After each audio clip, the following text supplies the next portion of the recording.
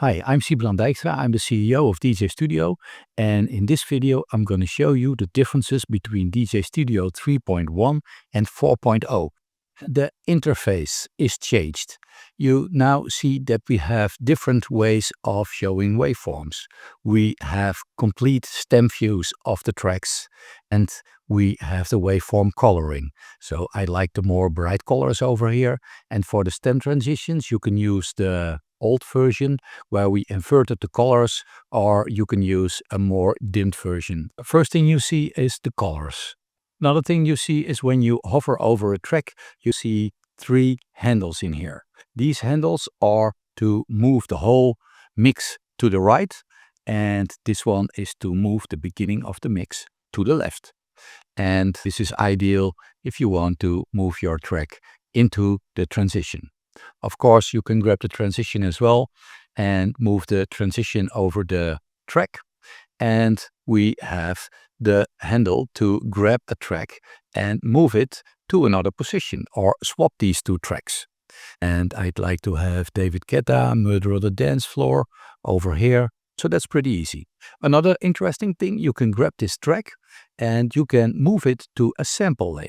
So you can place it under the other tracks. You now see this strange transition. We need to have transitions to go from one track to the other, and there was a hole in my mix, so I can shorten the transition, and you see we'll grab the other track and now grab the lever and move it in here. You can split the track. So when I command E over here, you see these little buttons, and I can shorten this part and I can shorten this part as well. And I can place an edit in here, and I can also grab this part of the mix and move it to the right. Another interesting thing, you see these buttons on the tracks, and these buttons on the track now give you the option next to the waveform view to introduce two waveforms, and this is the instrumental and the vocal view, and we have the 4-stem view. And in this 4-stem view, we didn't invert it completely like you were used to in the transitions because it would simply be too much. The inversion in the transitions is still here. If you select the transition, you will see the inverted stems as you were used to. We moved the buttons for the mute of the stems outside of the transition window, and you now see this shaded area, and this means that it is muted. We choose for the shaded area because we have a new situation. We have stems all over the place. So let's say I have this stem over here. You see that we now have an hover introduced, and this hover is for selecting a stem lane. I can mark this stem in here, and you see it immediately starts zooming. I can copy this to the sample lane. Now I extract this stem, and now the real audio stem is being generated over here. This zoom, when you click in a lane, it zooms, and this is for a reason because we now have automation all over the track, so over the full track for all stems. And editing in this small area would be simply too small, but I can now grab this lane and mute a part of the vocal if I like to mute it and replace it by another vocal, for example. And now you see this shaded area. Well, when I switch back, since this is a switch, I can switch back to the two stems. It's the same, but in the one waveform, you wouldn't know that the vocal is stripped out in here. Well, that's why we now introduce this shading of the stem lanes. If you have lower resolution screens like this, well, the editing in here would be too small. Now, once you click the stem you want to work in, it is completely zoomed. When you leave the track, it returns back to the 4 stems. And now I'll grab this one. And when I leave, it returns to the 4-stem view. So if you think, hey, where are the other stems? We have hidden them, allowing you to do your own editing. When you want to mute the vocal over here, you can mark this block, and once you release it, you get this mute selection. and now it is simply muted in here. We also have an unmute, so when you mark the whole block and say unmute, then the automation is gone in there. Pretty easy. So this is the smallest UI, and we think this is a much better experience. If you have a little bit more UI, let's get rid of some sample lanes in here. This is the medium view. When I now zoom it, we still have the other stems in there, but we have collapsed them. So you can select one of the stems over here and make the copy of this HQ vocal. Let's grab a drum and have this drum in here, and I'd like to have a loop. Oh, by the way, did you see what happened when I drag this sample? You now see this ruler line, so this gives you the option of aligning samples easier. They're also magnetic, so I can align the sample over here pretty easy, align it over there, and over here you see they are magnetically also to the transitions, to the end of the transition, to the beginning of the transition, and to other samples. When I press the Option key, I can grab this one and make a copy. So this is one way of making copies, and another copy, and another copy. And this is much easier for editing with the samples. And of course, we still have the repeat in here. This little marker we see over here, if you grab it, we have a fade in and a fade out. And the cool thing about the fade in and the fade out, let me do it on this one, is when you extend or shorten the original clip, you see the fade in and fade out are still there. I know, there is no curved line yet. We need to save some work for 4.1 and 4.2, of course. The transition window over here. Let's press the Z key to zoom. Oh, over here, zoom. For people with lower resolutions, this can be easy. And now you see, woohoo, we also have multiple points in the transition windows. A lot of people asked for it, and we realized it in here. Pressing the Z again, and you are back to the original view. And next thing is the Beatgrid. When you zoom in until you see the Beatgrid, we made a really big change. We're no longer showing time where we have the actual waveform. We still show the grid view, and within the grid view, we show the beats. When you hover over a beat, you see this black button popping up.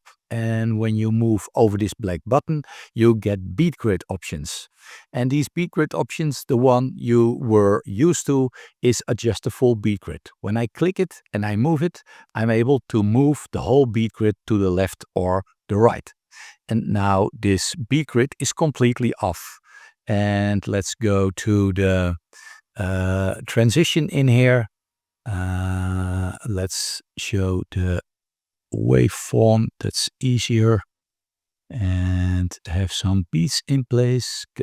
Go away, and you see the beats are off, and when we listen,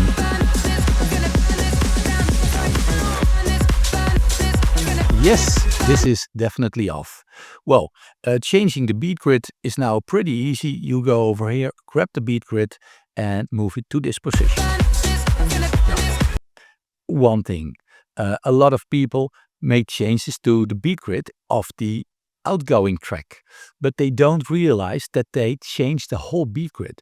So when I make this change over here to align it with the outgoing track, and I go over here, please realize that the Beatgrid over here is also changed. So this can have an effect to the outgoing transition or the incoming transition. So my tip, first, make sure that the Beatgrid is aligned correctly. Or if you are going to this track and you still want to align the outgoing Beatgrid, well, we have options for that as well. Next to the whole Beatgrid, you can also align the Beatgrid to the right. So I can grab these beats, and you see the beats to the left, they still stay in place. And now I change the Beatgrid. you see the green area over here indicating we have 34% more beat in this beat than in the other beat. And this is how we solved the beat grid, and it's sounding almost good over here. What did I do? Here we go. So, and now I really fixed it. If you want to have individual beats, you can move one individual beat as well. And we have this indicator showing you, hey, you made changes to this beat grid. For people who want to set the first beat marker, let's say I want to have the first beat over here, you could say set downbeat, and the metronome is of course now one too early. Going over here, right click, set downbeat, and now the metronome is correct. Well, if you are in Beatgrid mode over here, you can also set the downbeat over here, or you can set the first beat. This is an extreme example over here. For people who want to have the first beat correctly, you can set the first beat at any position in the track with this first beat marker. And another thing, maybe you noticed it, but if you have automation in here, let's add a volume line.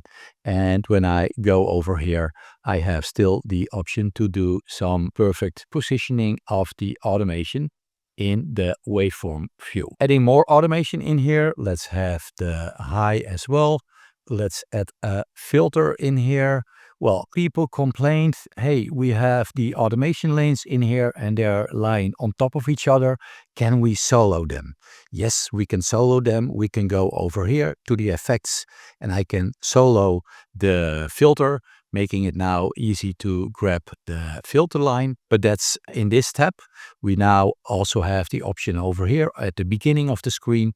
We have an option to show the automation.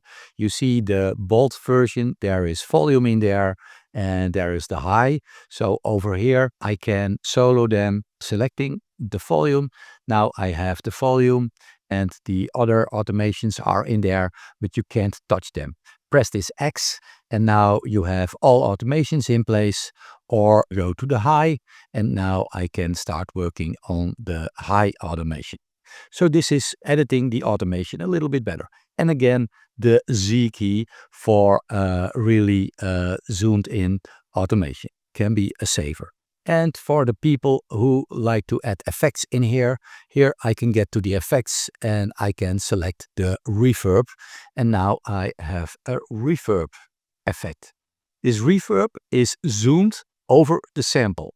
And I say zoomed, there is this little button. When you press it, you can move the reverb around and you can shorten this reverb block. You can drag the reverb out of the sample. Let's solo this sample and have a listen. Okay, there is too much automation going on in here. Let's get rid of all automation, reset the track automation.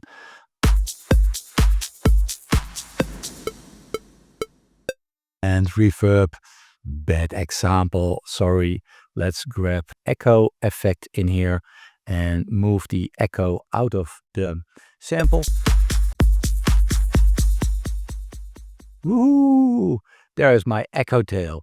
A lot of people requested the echo tail. Well, here it is. You can now drag effect blocks out of the samples and enjoy the effect outside of the sample. New things in the track tab. We have the keys now shown of mixed in key, DJ Studio, and the original track where it came from, in this case Rekordbox. If there is a difference between the key analysis, you will see it in here. Clicking the show track details will bring you to the original track. And for people who didn't know, if you want to grab the track, you can press this button and you can grab it from DJ Studio. We brought back the beat slice mode. What we do with beat slice, when you make a track faster or slower, we cut the track in beats and we layer the beats on top of each other. This is perfect for having perfect transients, boom, boom, boom. But when you have a nice vocal, and you chop it, well, the frequencies get cut off at the beat slice. So a nice vocal would be ha ha ha ha. Some people compare that, hey, my vocal sounds like a goat. Well, that's exactly what you get. So that's why we introduced the repitch mode, where we extract the frequencies from the beats that we cut and we repack the frequencies at the new tempo. This is a very complicated algorithm, but it's touching the quality of the audio. Well, I already said it in the beginning, with Rubber Band we have our repitch algorithm until today, and you have to have very perfect hearing to hear the difference. But we now have Elastique Pro, and that's an algorithm that's also used in Ableton. It's called Complex Pro in there, and then we have superb Pro Audio repitching quality. Well, for people who still don't want us to touch the audio, you can use Beat Slice or you can use Final Mode. But of course with Final Mode, when you speed up the track, pitch also goes up of the track. In the Effects tab, we have the XY pad, and this XY pad is for live winging and listening what an effect could do. So when I'm playing, you can listen to the effect. And once you like the effect, you stop the playhead, you click in the effect that you want. There is the effect block, and I can play with the parameters of this effect in there. And I can press the zoom key to get more space. This is my reverb decay. I can grab this yellow marker, extending the block, make it longer, and this one as well. I can add automation in here. I can grab the reverb amount, grab automation. I can extend it in here, and I can move the whole block around. And that's a cool thing of the effect blocks. And now I have... The reason that this is an effect block is to avoid a little clutter. You press this button and now you have the reverb all over the track. You can right click this effect block and save this effect block as my 4.0 reverb block. And now when I go to my effects, here are the presets, and here is my 4.0 reverb block. Clicking it, I get it a second time, and when I want to have it in another track over here, I can select the track and add the effect in here as well. So if you have your super cool build-up builder, save it and you can reuse it. Over here when they have 3 dots, this means that they have more parameters.